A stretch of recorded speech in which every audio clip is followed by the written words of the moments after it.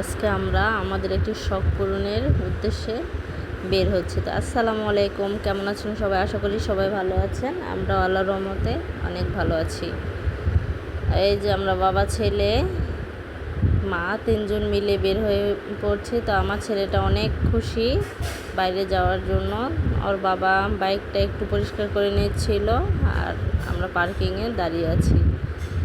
তো আর এই ফাঁকে আমি একটু ভিডিও করে নিলাম। তো আমরা এখন তিনজন মিলে কোথায় যাব আপনাদের সাথে শেয়ার করব। তো চলে এসেছি সেই কাঙ্ক্ষিত জায়গায়। এসে তো আমার ছেলেটার অনেক ক্ষুধা পেয়েছে। বাবা গিয়েছে নামাজে।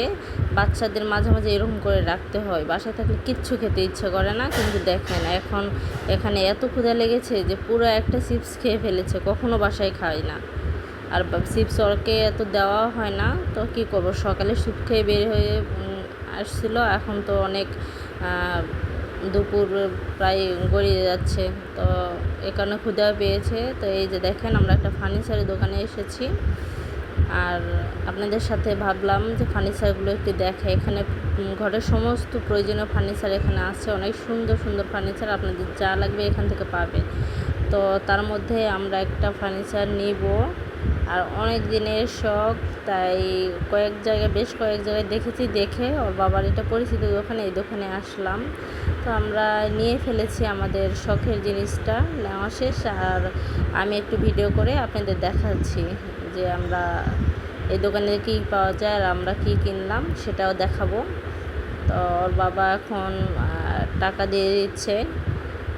আসলেই অনেকগুলো টাকা দিয়ে দিয়েছে। ভাইয়ের প্রায় এক মুঠো টাকা দিয়ে দিল। এরকমই একটা জিনিস কিনতে অনেক টাকাই দিতে হয়। তো হয়তো এটা অনেক কাছে সামান্য, কিন্তু আমাদের কাছে অনেক কিছু।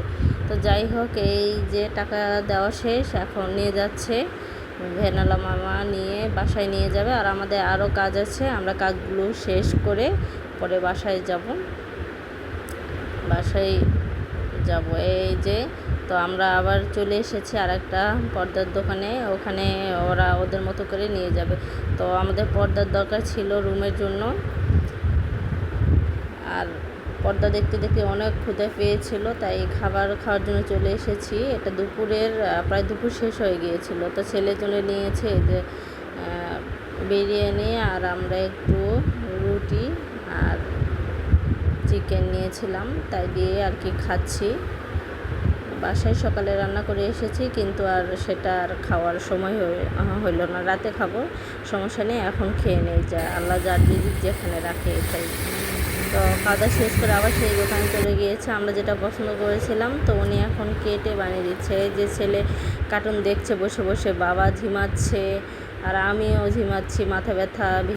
এই যে বাসায় চলে এসেছি, এখন সব কিছু রেখে চেঞ্জ করব। তো আজকে ভিডিওটি এই পর্যন্ত। আর কি কিনলাম পরে ভিডিওতে দেখাবো। ভিডিওটি বড় হয়ে যাচ্ছে। সে পর্যন্ত সবাই ভালো থাকবেন। আল্লাহ হাফেজ।